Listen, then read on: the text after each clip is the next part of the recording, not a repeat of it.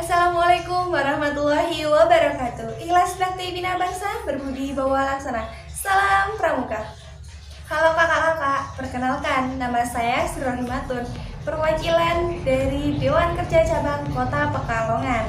Saya merupakan satu dari 6 peserta Acap Kota Pekalongan untuk mengikuti pelatihan pengembangan kepemimpinan atau yang disingkat dengan LPK ke-27 Kuartir Daerah Jawa Tengah tahun 2020 yang dilaksanakan secara daring dari tanggal 18 September sampai dengan 4 Oktober 2020. Nah, di video saya kali ini saya akan mewawancarai salah satu pimpinan Kuartir Cabang Kota Pekalongan. Nah, masih pimpinan Kuartir Cabang Kota Pekalongan yang saya wawancarai ini. Yuk, mari lihat video selengkapnya. Selamat pagi Kak Mur. Selamat pagi Kak, selamat datang di SD Panjangwetan 01 Iya. dan selamat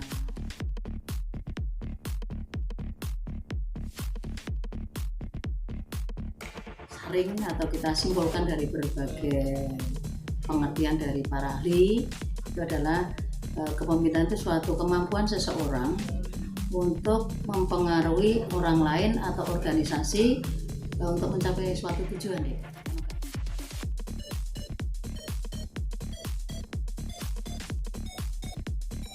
Kalau seperti Kak Mur di sini sebagai kepala sekolah ya, itu adalah e-muslim.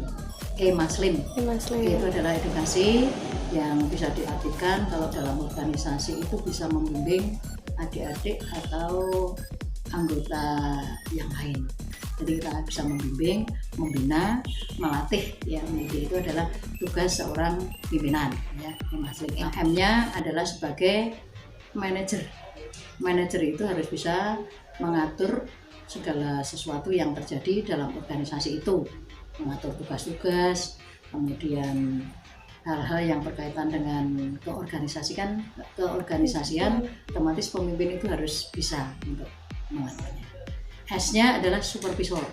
Nah, seorang pemimpin itu kalau sudah memberikan tugas pada bawahannya atau pengurus yang lain, itu harus bisa untuk mensupervisi, istilahnya untuk mengambil nilai atau atau hasilnya bagaimana.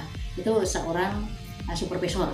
Jadi seorang pemimpin harus menjadi seorang supervisor juga. Tidak hanya ngomong toh, dilakukan apa enggak, ya. Misalnya ada perintah, oh ini harus melaksanakan misalnya pesta siaga, apakah dilaksanakan apa enggak, seorang pemimpin harus bisa mengambil hasilnya atau terjun langsung ya. Kalau itu sebagai leader, seorang pemimpin itu harus bisa memberikan contoh-contoh yang terbaik, contoh-contoh yang bisa menjadi teladan untuk para seniornya atau para pengurus yang lain. Itu seorang pemimpin, jadi tidak hanya ngomong saja, tapi harus bisa menjadikan contoh. Nah, misalnya contoh seperti ini, hari ini kita rapat misalnya ya jam 8 ya, misalnya seperti itu, anggota sudah pada kumpul, pengurus ini pimpinnya belum datang, nanti datangnya jam 1, itu kan tidak pas, harus memberi contoh, mestinya datangnya sebelumnya. Kalau tidak ada hal yang ini tidak diinginkan ya, hal-hal yang mendadak itu bisa terjadi kan. Seorang pemimpin sudah menentukan rapat ya, itu ternyata ada halangan atau ada sesuatu yang lebih penting, nah itu kita tinggalkan. Itu ada sebagai leader ya. Kemudian sebagai inovator, seorang pemimpin harus bisa memberikan perubahan, mengarahkan yang lebih bagus ya, lebih baik daripada yang sudah berjalan. Otomatis seperti itu seorang pemimpin. Kalau tidak bisa memberikan inovator ya akan monoton saja.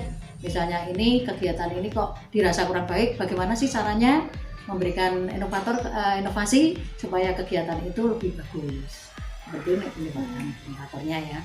Kemudian M-nya sebagai motivator kan ya, motivator. Sebagai motivator, seorang pemimpin tentu saja harus bisa memberikan motivasi kepada semua pengurus atau bawahannya. Yang jelas harus bisa memberikan motivasi yang mengarah kebaikan, mengarah kemajuan. Kalau motivasi yang kurang baik jangan diberikan, otomatis motivasi yang baik. Motivasi sendiri kalau menurut Kak Mor itu ada dua. Yang pertama adalah motivasi dari diri sendiri, dari dalam sendiri ya, namanya intrinsik ya, itu motivasi dari dalam sendiri, itu berasal dari orang yang bersangkutan, berasal dari misalnya pimpinan dari pimpinan itu sendiri. Kalau anggota ya dari anggota sendiri, bagaimana sih supaya saya bisa maju, itu asalnya dari dalam ya. Kemudian kalau yang kedua itu motivasi dari luar, ekstrinsik ya, itu bisa berwujud kalau seperti pimpinan ke bawahan itu ya, bisa berwujud hadiah, pemberian hadiah dan hukuman. Hadiah dan hukuman. Contoh hadiah kan tidak harus berbentuk barang.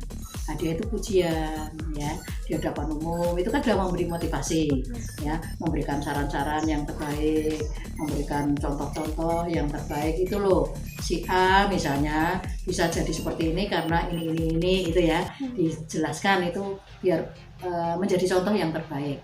Kemudian juga bisa memberikan contoh-contoh yang tidak perlu dicontoh karena itu tidak baik. Oh ini loh, kalau hal seperti ini tidak baik, itu juga termasuk motivasi kan?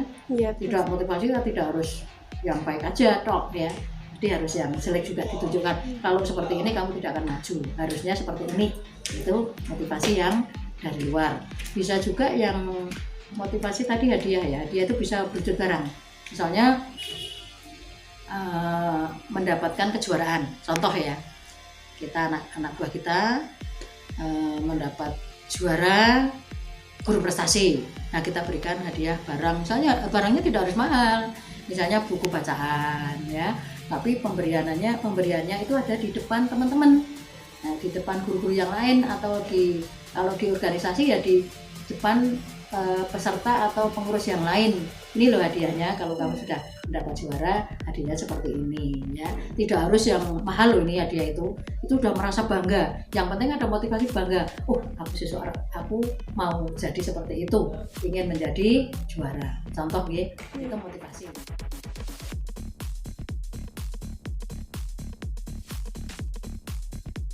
Tahu ya, karismatik ya Kak ya. Karismatik itu pimpinan itu sudah membawa karakter yang menjadi idola. Jadi sudah mengidolakan ya, tanpa ini ada istilahnya perintah-perintah yang harus dilaksanakan, itu sudah ada karakter ya, sudah ada wibawa. Jadi begitu dia masuk itu udah rasanya sudah aku manut gitu ya. Itu karakter seperti pimpinan kita, seperti Pak Karno itu kan karismatik gitu. Iya, dia sudah idola dari semua hampir warga ya, warga Indonesia ya. Itu begitu melihat Pak Karno udah aduh gitu ya. Itu gaya pimpinan itu masing-masing. Kalau Kapor memang di sini gabungan deh, menggunakan gabungan ya. Ada selain tadi kondisional, juga kita menggunakan seperti pimpinan kita sistem pendidikan kepramukaan, itu adalah sistem AMOM. Sistem AMOM itu yang diterapkan oleh Diajar Dewantara. Ya. Ing ngarso sun tulodo, ing madya mangun kaso tuturi handayani. Jadi kita di depan memberikan contoh otomatis contoh yang baik gitu ya. Kemudian di tengah kita berkarya, ya, tetap berkarya. Kemudian di belakang bagaimana? Kita memberikan dorongan dan motivasi kepada adik-adik. Nah itu yang kita terapkan di kepemimpinan kita, baik itu di kepramukaan maupun di sekolah. Saya mengeterapkan seperti itu, jadi nyaman. Jadi prestasi bisa muncul ya kalau diketahui.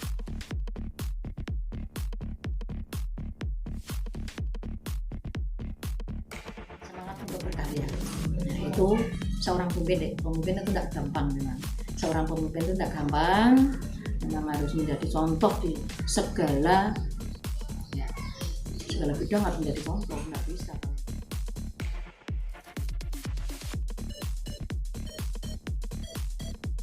Pramuka manajerial yang pertama kita memberikan contoh dulu ya, contoh-contoh yang baik itu pertama. Kedua, mendorong memberikan semangat kepada adik-adik bahwa ini loh pramuka zaman sekarang itu berbeda dengan pramuka zaman dulu ya. Kalau zaman dulu kan mungkin masih pengetahuannya masih ini ya kurang ya, tapi kalau sekarang harus mau belajar, nah, jelas harus mau buka internet ya. Nah, itu jelas itu kalau harus bisa IT ya. Kalau nggak bisa IT jelas ketinggalan itu. Kamu aja harus bisa, kita mengajarkan juga harus pakai IT ya. Itu harus belajar, otomatis harus diberikan motivasi. Masa masih muda ya, pramuka sekarang itu kalau nggak bisa IT mesti ketinggalan aduh ya. Buka ilmu-ilmu yang ada di internet, ada Mbah Google ya. Itu kalau memang pengetahuan yang kurang itu Mbah Google dibuka. Yang penting kita berikan contoh, semangat itu, motivasinya seperti itu deh. Kalau sing tuang lokro ya sing nom mungkin enggak ini ya. Saya yakin kalau yang muda lebih bagus, lebih pintar ya. Tapi kalah dengan pengalaman tadi, pengalaman yang sudah dilakukan itu perlu diceritakan kepada adik-adik yang atau kakak-kakak yang pramuka milenial sekarang ini, yang tahun-tahun sekarang ini kan kadang-kadang gini, pinter, tapi kadang masih ada kurang benernya. Apa yang sering terjadi? Kurang unggah, yaitu budi pekerti ya. Budi pekerti itu harus ditanamkan kepada adik-adik kita sekarang. Karena zaman sekarang itu beda, memang zaman Kak Mur itu kalau ada misalnya pembina yang lebih tua itu ya, kalau zaman sekarang enggak. Nah itulah yang perlu ditanamkan oleh adik-adik yang pramuka milenial itu ya, pinter, bener, kemudian berbudi pekerti ya, tahu menghargai kepada orang yang tua, bisa menghargai kepada yang muda, menyayangi kan seperti itu. Ada unggah-ungguh kalau bahasa Jawanya nggih. Bahasa Jawa itu kan mesti ada unggah-ungguhnya wong Jawa. Kita kan orang Jawa. Kan bukan orang barat. Ya itu unggah-ungguh itu harus tetap dipakai. Meskipun pinternya seperti apa, tetap harus menghargai orang yang lebih tua. Itu yang diharapkan. Pramuka pinter tapi ya bener, ya bisa menghargai para pahlawan kita kan seperti itu, para pendahulu kita. Jangan ditinggalkan, tanpa pendahulu kita tidak mungkin akan maju ya. Itu tadi video wawancara saya dengan Kak Murwani SPD selaku Bendahara Kuartir Cabang Kota Pekalongan. Nah, semoga video tadi bermanfaat ya bagi kakak-kakak sekalian, khususnya bagi anggota pramuka Kuartir Cabang Kota Pekalongan. Mungkin itu saja video saya kali ini. Mohon maaf apabila ada tutur kata yang kurang berkenan. Wabillahi